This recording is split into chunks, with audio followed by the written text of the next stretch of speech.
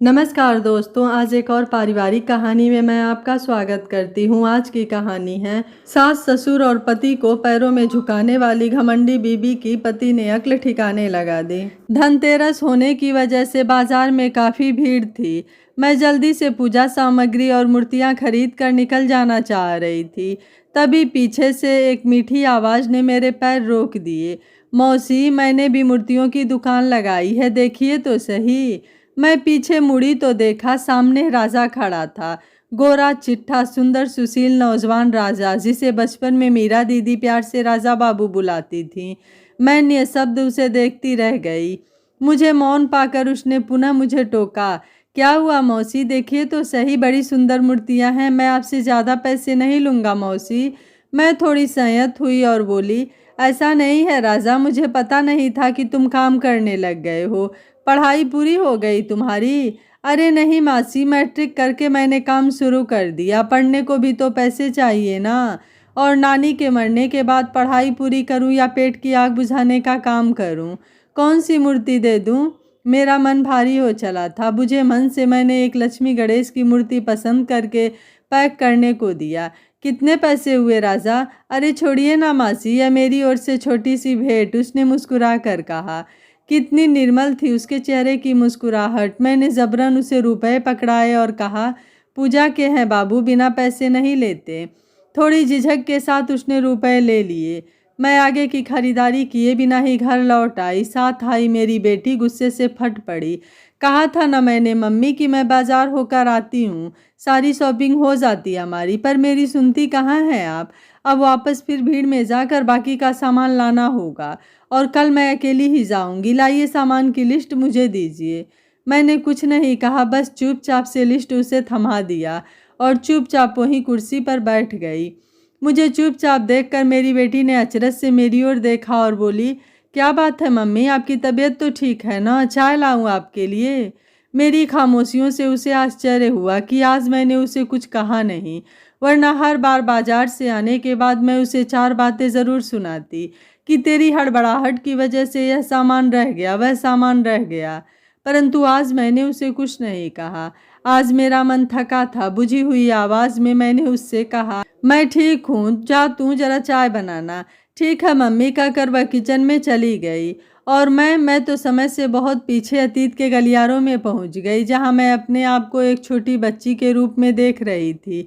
काफ़ी बड़ा मोहल्ला था हमारा, सारे लोग एक परिवार की तरह रहते थे। अतीत की गलियारों में मैं अपने आप को आज फिर से वही गोलू मोलू बच्ची के रूप में देख रही थी, जो अपनी बीरा दीदी के आगे पीछे घूमती रहती है। मैं हमेशा उनसे पूछा करती, आप इतनी सुंदर क्यों हो, बिल्कुल परी जैसी। और वह मुस्कुरा कर मेरी गालों पर चपत लगा कर चल देती। मैं देखती रह जाती। दुधिया रंग, पतली काया, लंबे बाल, गुलाबी होठ, हंसती तो मोतियों से दांत चमक उठते। बड़ी बड़ी आंखें, धनुष आकार भवे गोल चेहरा, पतली नाक, वह हमेशा मुस्कुराती रहती। सीधे पल्लू की कटी पर दर्शना साड़ी, कमर तक लहराते काले लंबे बाल, मांग में भरी लंबी सिंदूर रेखा, स्वर्ग से उतरी कोई अप्सरा के समान दिखाई देती थी। पूरे मोहल्ले में उनसे सुंदर कोई भी नहीं था। उनके अपने परिवार में भी ऐसा कोई न था। वे लोग छोटी जाति से थे। माता पिता काले और छोटे कद काठी के थे। एक छोटा भाई भी था जो अपनी बहन के आगे अपने को उपेक्षित महसूस करता था। वीरा के पिता छोटा मोटा व्यवसाय करते थे। ऐसे में इतनी सुंदर बिटिया को देख फूले न समाते। अपनी जाति के रिवाजों को ना मानते हुए बिटिया को पढ़ाना और सुविधाएं देना मानो उनका धर्म था। उन दिनों कोई ब्यूटी पार्लर ना हुआ करता था, बहुतों ने तो नाम भी नहीं सुना था। आज वैसी सुंदरता दिखे तो हम उसका सारा श्रेय पार्लर को ही देंगे। परंतु वीरा की सुंदरता नैसर्गिक थी। उसके माता पिता उसकी हर ख्वाहिश पूरा करते और फिर एक दिन शायद उनकी सुंदरता पर फिदा होकर कोलकाता के एक बिजनेसमैन के बेटे ने अपने माता पिता की इच्छा के विरुद्ध जाकर उनसे शादी की। उनके पति भी बहुत स्मार्ट और सुंदर थे। वीरा दीदी को अपनी सुंदरता पर बेहद अभिमान था और हो भी क्यों ना, इसी सुंदरता के कारण ही प्रकाश, उनके पति, ने उन्हें पसंद कर अपनी पत्नी बनाया था। वो ससुराल तो गई, परंतु वहाँ उसकी माँ जैसा नाजो नखरे उठाने वाला कोई न था। उसके माता पिता तो ऐसे रखते जैसे अगर बेटी के पैर जमीन पर पड़ेंगे तो जमीन निकल जाएगी और बाहर आसमान खा जाएगा। उल्टे यहाँ तो सास ससुर पहले से ही खार खाए बैठे थे। बेटे ने खुद की पसंद से एक गरीब की लड़की से शादी कर ली थी। उनके अहम को बहुत ठेस पहुंची थी। यहाँ सबसे बड़ी बात यह थी कि प्रकाश बहुत ही सभ्य और सुसंस्कृत थे और बीरा को भी बहुत मानते थे। वह पत्नी और माता पिता दोनों का मान रखते, परंतु इन सारे रिश्तों के बीच एक दूरी हमेशा बनी रह गई। बीरा को घर का कोई भी काम नहीं आता था। मायके में तो माँ हाजिर रहती थी, परंतु ससुराल में तो ताने सुनने पड़ते थे। ठंडी छांव तभी मिलती जब प्रकाश शाम को घर आते। समय ऐसे ही गुजर रहा था। इस बीच मीरा के पैर भारी हुए। घर में सभी खुश थे। सास ससुर के मन की कड़वाहट भी अब धीरे धीरे दूर हो रही थी। अब एक नन्हे मेहमान की प्रतीक्षा थी और बीरा के तो मानो भाग्य ही जाग गए। मुख से निकली हर बात तत्काल पूरी होती। बिस्तर से पांव जमीन पर ना उतरते। हर प्रकार के मेवे, मिठाई, तरह तरह के व्यंजन उसके कमरे में रखे रहते। किसी बात की कोई कमी न थी। प्रकाश के बाद इसे बच्चे का जन्म इस घर में होता, इसलिए प्रकाश की माताजी बहुत ही खुशी महसूस कर रही थीं। नियमित रूप से डॉक्टरों से जांच होती। एक दो बार डॉक्टरों ने कहा कि इतना गरिष्ठ भोजन और आराम गर्भावस्था में उचित नहीं। थोड़ा बहुत व्यायाम भी करे ताकि डिलीवरी में कोई कष्ट ना हो, परंतु यह सुझाव मात्र सुझाव ही रहा। परिणाम स्वरूप जचकी में बहुत परेशानियां आईं। किसी भी तरह ऑपरेशन के जरिए बच्चे को जन्म हुआ, परंतु बच्चे के साथ कुछ न कुछ परेशानी लगी रहती। बच्चा अति सुंदर और सुडौल था अपने माता पिता की तरह, परंतु उसे सांस की बीमारी लगी रही। समय धीरे धीरे बीत रहा था। पता नहीं भाग्य को क्या मंजूर था। एक दिन मुन्ने को लेकर बाहर बगीचे में बैठी थीं कि तभी डाकिया मायके से चिट्ठी दे दिया। वीरा ने सोचा कि बाद में पढ़ लूंगी। वह चिट्ठी रखने अपने कमरे में गई, परंतु फिर उसका मन नहीं माना। उसने सोचा 2 ही मिनट तो लगेंगे, पत्र पढ़ लेती हूँ, पता नहीं माँ ने क्या लिखा है। और वहीं बिस्तर पर बैठकर वह पत्र पढ़ने लगी और मन ही मन विचार करने लगी कि इस बार मायके जाऊंगी तो सभी मेरे बच्चे को देखकर कितना प्रसन्न होंगे और मेरे वैभव को देखकर तो सभी रिश्तेदार जलकर रह जाएंगे। दीवा स्वप्न में काफ़ी समय बीत गया। बाहर अचानक से बारिश होने लगी। मुन्ना बाहर ही बैठा था, सो भीगने लगा और रो पड़ा, परंतु उसकी आवाज़ अंदर हवेली तक नहीं आई। तभी बाहर से उसके सास की गुस्से से कड़कती आवाज़ सुनाई दी। हद हो गई लापरवाही की, कहाँ हो? मुन्ना बाहर भीग रहा है और किसी को कोई खबर ही नहीं। उसने अपने पति को आवाज़ लगाई, सुनते हो? कहाँ हो? मुन्ना बारिश में बुरी तरह भीग चुका है। उसके होठ नीले पड़ रहे हैं। ड्राइवर से कहिए जल्दी गाड़ी निकाले। ठीक से सांस भी नहीं ले पा रहा है मुन्ना, जल्दी चले। पूरे घर में कोहराम मच गया। सास ससुर ने जलती हुई नज़रों से बीरा को देखा और बच्चे को लेकर डॉक्टर के पास चले गए। डॉक्टरों ने तुरंत ही ऑक्सीजन लगाया, इंजेक्शन भी दिया, परंतु बच्चे में कोई सुधार नहीं आया। प्रकाश को जब पता चला तो वह तुरंत हॉस्पिटल पहुंचा। सारी रात सभी हॉस्पिटल में रहे, परंतु दुर्भाग्य बहुत देर हो चुकी थी। बच्चे को बचाया नहीं जा सका। उसे निमोनिया भी हो चुका था। सांस की प्रॉब्लम तो पहले से ही थी। बीरा को ससुराल में मान सम्मान दिलाने वाला नन्हा शिशु जा चुका था। सारे लोग बीरा को दोष दे रहे थे कि इतने छोटे बच्चे को बरामदे में अकेला छोड़ वह पत्र पढ़ने में इतनी व्यस्त थी कि उसे बच्चे के रोने का भी पता नहीं चला। बारिश के दिन है, क्या पता भीगने भिगाने से भी ज्यादा कोई जहरीला कीड़ा भी तो काट सकता था, झूले से भी गिर सकता था, कोई भी दुर्घटना हो सकती थी। परंतु इन सभी से अलग बीरा ने कभी अपनी गलती मानी ही नहीं। उसने कहा कि मैं क्या जानती थी कि 2 मिनट में ऐसा कुछ हो जाए। मैंने सोचा मुन्ना खेल रहा है, तब तक मैं पत्र पढ़ लेती हूँ। मेरा मुन्ना बिल्कुल ठीक था प्रकाश, तुम्हारे माता पिता ने ही कुछ किया है। मुझे पसंद नहीं करते हैं, इसलिए मार दिया मेरे मुन्ने को ताकि वह तुम्हारी दूसरी शादी करा सकें और मुझे घर से निकाल सकें। चुप हो जाओ तुम सब, प्रकाश जोर से चिल्लाया। गोद में उसके बच्चे का शव और आरोप प्रत्यारोप करते परिवार वाले। उसकी तो मानो दुनिया उजड़ गई थी। इधर इस बात की खबर जब बीरा के मायके में हुई तो उसकी माताजी ने उसे लेने को उसके भाई को भेजा। इधर प्रकाश की माताजी बीरा को कोस कोस कर जी का भड़ास निकालती और बीरा पति से लड़कर 2 पाटों के बीच में पिसता हुआ प्रकाश की जान में जान आई और उसने बीरा को उसके भाई के साथ मायके भेज दिया। उस दिन सुबह सुबह हल्ला गुल्ला और रोने की आवाज़ से मेरी आँख खुली तो मैंने दादी से पूछा, बाहर कौन रो रहा है? इससे पहले कि दादी कुछ जवाब देती, माँ ने गुस्से से कहा, जा जा, तेरी देवी माँ आई है, प्रणाम कराओ। मैं डर से बैठ गई और थोड़ी देर बाद खेलने के बहाने दौड़ लगा दी। बीरा दीदी के घर की तरफ जब मैं वहां पहुंची तो देखा बीरा रो रो कर अपनी व्यथा बता रही थी कि कैसे उसके ससुराल वालों ने उससे बदला लेने के लिए उसके बच्चों को भी मार दिया। उसकी सास ने कैसे कैसे अत्याचार किए। उसके भाई ने भी हाँ में हाँ मिलाई कि हाँ माँ, इसकी सास बहुत गालियां दे रही थी। मुझसे भी कहा कि अपनी लापरवाही के कारण इसने मेरे पोते को मार दिया। बीरा की माँ पानी पीकर अपने समधी और दामाद को कोस रही थी। मैंने आकर सारी बातें अपनी दादी से बताई। मेरी बदकिस्मती, मेरी माँ मेरी बातें सुन रही थी। उन्होंने मुझे डांटते हुए कहा कि खबरदार, आज के बाद उधर गई तो मैं तेरी दोनों टांगें तोड़ दूंगी। मैं डर गई कि माँ मेरे पैर तोड़ देगी तो फिर मैं खेलूंगी कैसे। मैंने अपने पैरों की ओर देखा और दादी की गोद में छुप गई। इसी तरह कई महीने बीत गए। कभी कभी दादी से ही सुनती कि प्रकाश उसे लेने के लिए आए, परंतु बीरा के माता पिता ने नहीं भेजा। उन्होंने कहा मेरी बेटी अब उस घर में कभी नहीं जाएगी। उस घर में वह सुरक्षित नहीं है। आप अलग घर में अलग व्यापार करें तभी मैं अपनी बेटी को भेजूंगी। यह कभी संभव नहीं है। मैं अपने माता पिता का इकलौता लड़का हूँ। क्या बीतेगी उन पर। मेरे माता पिता आज भी अपने माता पिता का सम्मान करते हैं और मैं जरा सी बात पर अपने परिवार और घर को छोड़ दूँ, यह कभी नहीं होगा माता जी। प्रकाश ने आगे कहा, मेरी माताजी अगर नाराज ही हैं तो कल मान जाएंगी। वह भी बहुत दुखी हैं और कहीं ना कहीं बीरा की भी तो गलती थी। मेरी भी इकलौती बच्ची है जमाई जी। बीरा की माँ जोरों से चिल्लाई। क्या पता कल को मेरे नाती की तरह मेरी बेटी को भी मार दे तो। नहीं नहीं, मेरी बेटी नहीं जाएगी। आखिरकार निराश होकर प्रकाश लौट आए। फिर शुरू हुआ पत्रों का सिलसिला। बेहद मार्मिक पत्र लिखते थे प्रकाश। आखिर दिल से चाहा था वीरा को, परंतु वीरा अपनी बात पर अटल कि हम यूं ही नहीं जाएंगे, पहले आप अपना अलग घर लो। कुछ दिनों में छुप छुप कर प्रकाश मिलने भी आ जाया करते थे और वापस चलने की विनती करते, परंतु वीरा का पत्थर जैसा मन नहीं पिघला। वीरा के माता पिता दामाद को खरी खोटी सुनाते कि उसने उनकी बेटी का जीवन बर्बाद कर दिया। अगर वह उनकी बेटी को इतना ही चाहता है तो अलग व्यवस्था क्यों नहीं करता।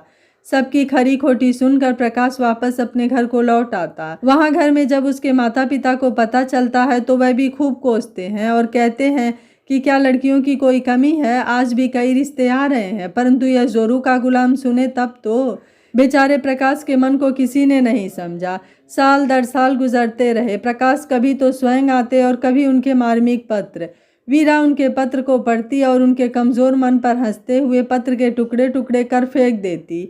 10 साल का समय कोई कम नहीं होता। इन 10 सालों में प्रकाश ने अपनी प्राण पिया को रिझाने के लिए क्या क्या जतन नहीं किए। रुपए, कपड़े, जेवर ढेर कर दिया, परंतु पाषाण हृदय वीरा नहीं पसीजी। एक आदर्श पुत्र बना प्रकाश बेचारा एकाकी जीवन जीता रहा। इस बीच मेरी शादी हो गई। मुझे आश्चर्य होता, इतने सालों उन्होंने अपने पति को रुलाकर तड़पाकर खुद किस तरह खुशी खुशी जीती रही। अपने रूप के घमंड में वह हमेशा इसी सोच में रही कि आज नहीं तो कल प्रकाश मेरी बात मानेगा। पति से पैसे, जीवन की सुविधा की वस्तुएं तो लेती रही, परंतु बदले में कठोर वचन और विरह की यातना के सिवा कुछ न दिया वीरा ने प्रकाश को। सदा ही अहंकार से उसकी गर्दन तनी हुई रही। अपने को सही और निर्दोष कहती रही। उसे अपने आप पर अभिमान था। वह सोचती थी कि एक दिन प्रकाश सबको छोड़कर गिड़गिड़ाता हुआ उसके पास जरूर आएगा, और ऐसा हुआ भी। मैं बोर्ड एग्जाम के कुछ नोट्स लेने अपने सखी के घर गई थी। वीरा का घर भी उसी के ठीक बगल में था। जब मैं वहां पहुंची तो देखा उनके घर पर बहुत से लोग थे। प्रकाश बाहर बैठे थे, बड़े परेशान लग रहे थे। उनकी सूजी हुई आंखें बता रही थी कि कई रातों से सोए नहीं थे।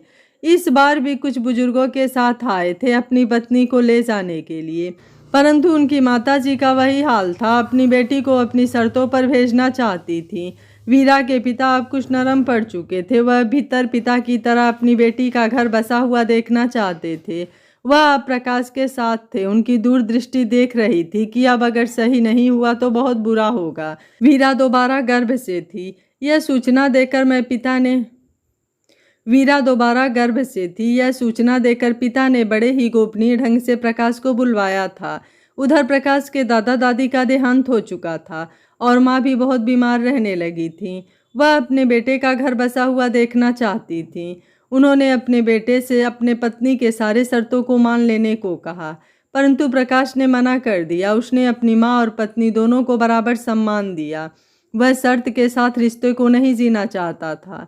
इसी बीच बीरा के पिता का पत्र पढ़कर वह अंतिम बार, हाँ शायद अंतिम बार ही लेने को आया।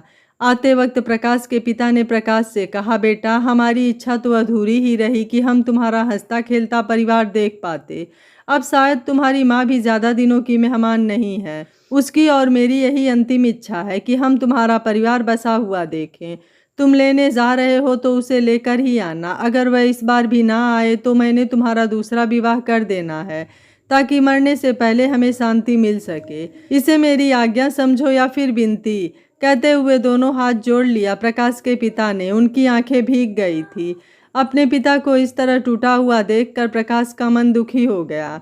उन्हें अपने आप पर ग्लानि हो गई। उसने खुद को संभाला और अपने पिता का हाथ अपने हाथों में लेते हुए कहा कि मुझे आपकी आज्ञा स्वीकार है।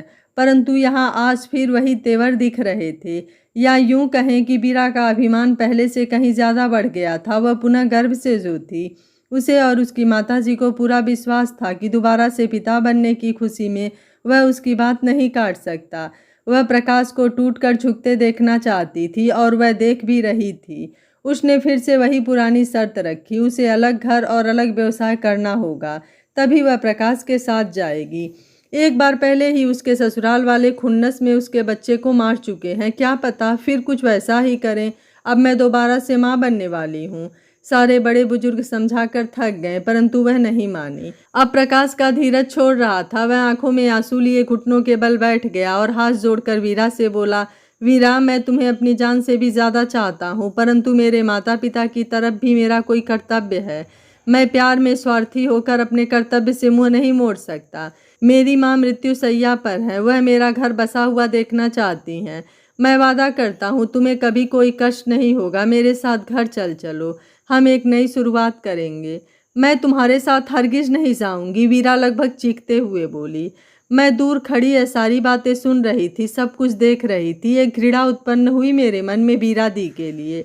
अपने रूप के अहंकार में उन्होंने अपने पति को खून के आंसू रुलाया। क्या नारी का यह विभत्स रूप भी हो सकता है? तभी प्रकाश की गंभीर आवाज़ गूंजी, सोच लो, मेरा भी सोच लो वीरा। या तो तुम अभी इसी वक्त मेरे साथ चलोगी या मैं तुमसे सारे संबंध समाप्त करूंगा। आज मैं भी अपने पिता को वचन देकर आया हूँ कि या तो उनके साथ उनकी बहू को लेकर आऊँगा या रिश्ता खत्म करके आऊँगा। यदि तुम्हें रिश्ता खत्म करना ही होता तो इतने सालों तुम मेरी प्रतीक्षा ना करते। तुम्हें जो करना हो करो, पर मैं कभी नहीं जाऊँगी। यदि मिले तो कोई दूसरी ढूंढ लो, अगर मिल जाए मेरी जैसी, उसने कहा और गुस्से से भरी हुई घर के अंदर चली गई। उसकी बातें सुनकर प्रकाश उठा और वहां बैठे सभी लोगों को हाथ जोड़ विनम्र शब्दों में बोला, यदि मेरी भूल हो तो क्षमा करे, पर मैं अब और इंतज़ार नहीं कर सकता। आज के बाद मैं अब कभी नहीं आऊँगा। ऐसा कहकर वह चला गया। इधर वीरा के पिता ने क्रोध में अपना सिर पीट लिया। गुस्से में बोले, यह क्या किया मूर्ख? बड़ी मुश्किल से सब ठीक हो रहा था। यह तूने ठीक नहीं किया। अब वह कभी नहीं आएगा।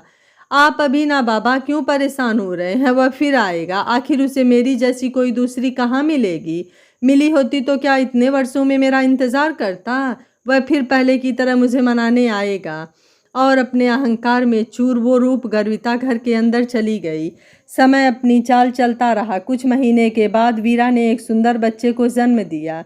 वीरा के पिता ने कलकत्ते प्रकाश के घर सूचना भिजवा दी। 11 दिन बीत गए। आज बच्चे की बरही थे। घर में उत्सव का सा माहौल था। सभी प्रकाश के आने की प्रतीक्षा कर रहे थे। वीरा भी इतरा रही थी कि बच्चे की बड़ी पर ढेरों सामान से लदा सदा प्रकाश दौड़ा चला आएगा, परंतु इस बार ऐसा नहीं हुआ। बच्चे की भरी हुई नामकरण हुआ, परंतु प्रकाश नहीं आए। बच्चे का नाम रखा गया राजा। राजा नहीं, राजा बाबू है यह मेरा, देखना, और इसके पिता आते होंगे। थोड़ी देर बाद सूचना मिली कि कोलकाता से कोई मेहमान आया है। मैं कहती थी ना कि प्रकाश जरूर आएंगे। नजरें झुकाए वीरा के बाबा ने कहा, नहीं प्रकाश नहीं आए हैं। उसने अपने किसी कारिंदे को भेजा है। ढेर सारे कपड़े, गहने, फल, मिठाई और खिलौने भेजे हैं। कहा है बच्चे को देखने नहीं आ सकता क्योंकि वह अपनी पत्नी के साथ कहीं बाहर घूमने गया है। अपनी पत्नी के साथ घूमने गया है? पर पत्नी तो मैं हूँ बाबा, आपने गलत सुना होगा। सही सुना है मेरी बच्ची, उसने दूसरा विवाह कर लिया है। मैंने कहा था ना कि अब वह नहीं आएगा। अब बैठी रहो इंतजार में। कांपते हाथों से पिता ने बेटी के सर पर हाथ रखा और आंसू पोंछते हुए बाहर चले गए। पूरे घर में कोहराम मच गया और बीरा वह तो मानो पत्थर सी हो गई। उसे विश्वास ही नहीं हो रहा था। उसकी माँ ने भी जी भर के प्रकाश और उसके घर वालों को कोसा और बेटी से बोली, मैं हूं ना बेटी, तू चिंता क्यों करती है। सारी महिलाएं अपने अपने घर चली गईं। किसी ने भी प्रकाश और उसके घर वालों को दोष नहीं दिया। सभी ने कहा, ठीक ही तो किया बेचारे ने, पिछली बार पैरों में पड़ गया तब तो किसी ने उसका मान नहीं रखा। अब पछताए क्या होत है जब चिड़िया चुंग गई खेत। उस दिन के बाद किसी ने भी वीरा को मुस्कुराते हुए नहीं देखा। बेटे को सीने से लगाए रहती और कहते रहती कि ऐसा कभी नहीं हो सकता कि प्रकाश मेरे और मेरे राजा बाबू को छोड़ दें। अरे गुस्सा है इसलिए नहीं आ रहे हैं। तू आओगे प्रकाश, तुम ज़रूर आओगे अपने बेटे के पास और मेरे पास। कुछ महीनों के बाद से उसे बुखार रहने लगा और फिर खांसी होने लगी। डॉक्टरों ने तपेदिक होने की पुष्टि कर दी। अब तो नानी भी बच्चे को माँ के पास नहीं आने देती। देखते देखते वीरा ने खाट पकड़ ली। उसकी आंखें दरवाजे पर टिकी रहती, बार बार माँ से कहती रहती, माँ प्रकाश को खबर तो कर दो, वह दौड़ा आएगा मेरे पास। आंखों से आंसू पोंछते हुए माँ कहती, खबर कर दिया है मेरे बच्चे, चिंता ना कर, वह ज़रूर आएगा। पहले महीने बीते, फिर साल। वह खाट पर पड़ी दूर से अपने बेटे को देखा करती और बहते आंसुओं के साथ कहते रहती, यह मेरा राजा बाबू अब यही मेरे सारे दुख दर्द दूर करेगा, अपने पिता को लेकर आएगा और फिर हम सारे मिलकर राज करेंगे। लाएगा ना बाबू। वह नन्हा बालक क्या समझे, अपने खेल में व्यस्त रहता। अब तो कोई झूठा दिलासा भी नहीं देता कि सब ठीक हो जाएगा। समय अपने गति से आगे बढ़ रहा था। इस बार जब मैं आई तो पहली बार माँ ने मुझसे कहा कि जाकर अपनी बीरा दीदी को देख आओ, शायद अब नहीं बचेंगी। जाओ, जाकर मिल लो, हो सके तो जीवन से शिक्षा भी ले लो। मैं सन्न रह गई, भागती हुई गई उनके घर। हर बार मेरी माँ मुझे रोकती थी, परंतु इस बार बीरा की माँ ने मुझे रोका। कहा, जरा दूर ही रहना बच्ची, उसे बीमारी है, छूत की बीमारी। आंसू पोंछने लगी। मैं फटी फटी आंखों से खाट पर पड़ी हड्डियों के ढांचे को देख रही थी। यह कौन है? यह मेरी बीरा दी नहीं हो सकती। धसी हुई आंखें, सूखे काले होठ, बड़ा ही विभत्स रूप था। मेरी आंखें भर आई। मैंने हाथ जोड़े तो उनके सूखे होठों पर एक फीकी सी मुस्कान आई। कैसी हो? मैं कुछ बोल नहीं सकी, आंखों से आंसू जा रहे थे। कांपते होठों से मैंने उनसे इतना कहा, आप उस दिन प्रकाश जीजू के साथ क्यों नहीं गई दीदी? पगली, राजा गया है लेने के लिए, देखना ज़रूर आएंगे। बड़ी मुश्किल से उनके मुंह से ये बातें निकली और मैं फिर रुक नहीं पाई। बाहर देखा तो राजा धूल में बैठा खेल रहा था। इतना सुंदर बालक, इतने बड़े घर का बेटा, परंतु माँ की जिद के कारण बेचारा गरीबी और अभाव में जीवन बिताएगा। इसे कहते हैं दुर्भाग्य। मैं घर आ गई, पूरी रात सो नहीं पाई। बचपन से लेकर अब तक की सारी कहानी आंखों के आगे घूम रही थी। 2-4 दिनों के बाद मैं वापस अपने ससुराल आ गई। बाद में माँ ने सुना कि अपने आखिरी वक्त तक वह अपने पति का इंतज़ार कर रही थी। माँ भी गई थी उससे मिलने। माँ से भी उसने हाथ जोड़कर कहा था, भाभी एक बार उन्हें बुलवा दो, जी भर कर देख लूँगी और उनसे माफ़ी भी मांग लूँगी ताकि मैं चैन से मर सकूँ। माँ कुछ नहीं कह सकी, दुखी मन से वापस लौट आई। कुछ दिनों के बाद बीरा की जीवन लीला समाप्त हो गई। पता नहीं उनकी अंतिम इच्छा पूरी हुई या नहीं। हमारी हिम्मत भी नहीं हुई यह पूछ पाने की कि प्रकाश जी आए या नहीं। बाद में सुना कुछ सालों तक प्रकाश जी बच्चे के लिए रुपए भेजते रहे। वह अपने बच्चों को भी ले जाना चाहते थे पर नाना नानी ने जाने नहीं दिया। वह अपनी बेटी की अंतिम निशानी को अपने पास रखना चाहते थे। क्रोध तो बहुत आया उन सब के ऊपर, पर मैं कुछ कर नहीं पाई और कुछ बोल भी नहीं पाई। बेटी का घर तो उजाड़ ही दिया उन लोगों ने, साथ ही बच्चे के भविष्य को भी बर्बाद कर दिया। प्रकाश और उसके घर वाले अच्छे विचारों के थे। वे बच्चे को पढ़ाते, दिखाते, उसका भविष्य बनाते, परंतु नानी ने उसका भविष्य ही बिगाड़ दिया। और आज जब काफ़ी सालों के बाद राजा को बाजार में देखा तो पूरी कहानी आंखों के आगे फिल्म की तरह गुजर गई। एक रूप गर्विता नारी ने हठ में अपना तो सर्वनाश किया ही, अपने बच्चे को भी सड़क पर लाकर खड़ा कर दिया। एक साथ कितनी जिंदगियां तबाह हो गई। जिस पति को पैरों पर झुकाने के लिए 11 साल पूरे घमंड में बिताए, वह अपने पति के विवाह की सूचना पाते ही 2 सालों में दुनिया से विदा हो गई और अपने लाडले बेटे को भूख और गरीबी के दलदल में छोड़ दिया। जो शायद अपने पिता के घर जाता तो गाड़ी और कोठियों का मालिक होता, एक पढ़ा लिखा अच्छा इंसान होता। अच्छा इंसान तो वह आज भी है, पर अफसोस वह धूल का फूल ना होता। आपको बीरा और प्रकाश में किसका निर्णय गलत था, आप मुझे कमेंट बॉक्स में अपनी राय जरूर दीजिएगा। वीडियो पसंद आया है तो वीडियो को लाइक शेयर एंड चैनल को सब्सक्राइब कर लीजिएगा। Thank you for watching. मिलते हैं अगली कहानी में।